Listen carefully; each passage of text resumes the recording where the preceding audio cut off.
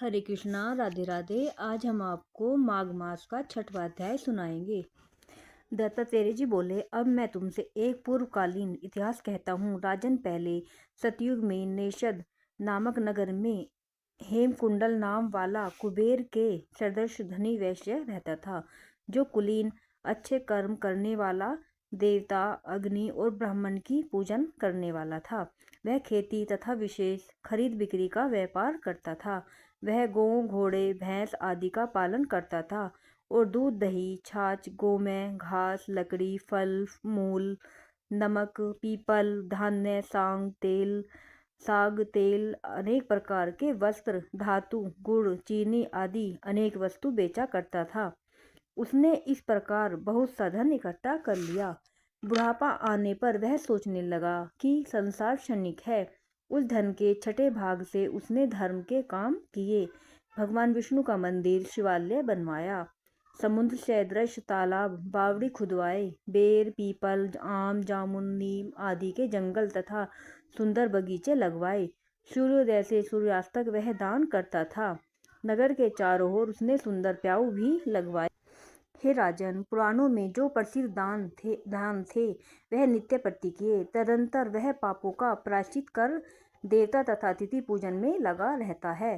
हे राजन, इस तरह सदाचार करते हुए उसके यहाँ 2 पुत्र उत्पन्न हुए, जिनका नाम उसने कुंडल और विकुंडल रखा। तत्पश्चात वह वैश्य अपने पुत्रों पर गृहस्थी का भार छोड़कर स्वयं भगवान की तपस्या करने के लिए वन चला गया। गोविंद की तपस्या में अपने शरीर को क्रश करके विष्णु लोक को प्राप्त हुआ।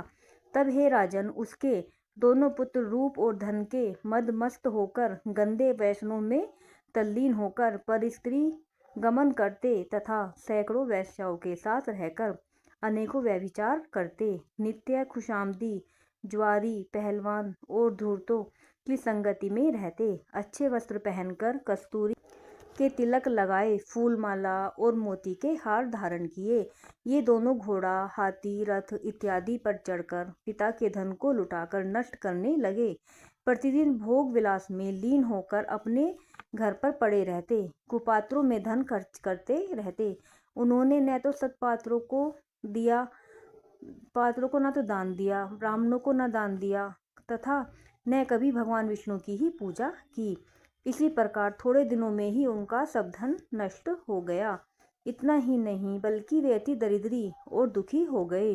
भूख और प्यास से दुखी होकर शोक में पड़ गए। जब वे उनके पास कोई भोजन का साधन न रहा हो तो उनके सगे संबंधियों एवं भाई बंधु इत्यादि उनका साथ छोड़कर अलग हट गए और नगर में उनकी बुराई होने लगी। हे राजन, उन दोनों ने नगर में चोरी करना आरंभ कर दिया और लोग लाज के भय से दुखी होकर वन में रहने लगे और वहां पर ये मूर्ख बानों से पक्षियों, मृग, खरगोश, शल्लक, गोधा आदि हिंसक पशुओं को मारकर खाते। वे बड़े बलवान भीलों के साथ सदैव शिकार करते रहते। इस प्रकार मांस का ही भोजन करते हुए ये पापी एक समय पर्वत पर गए।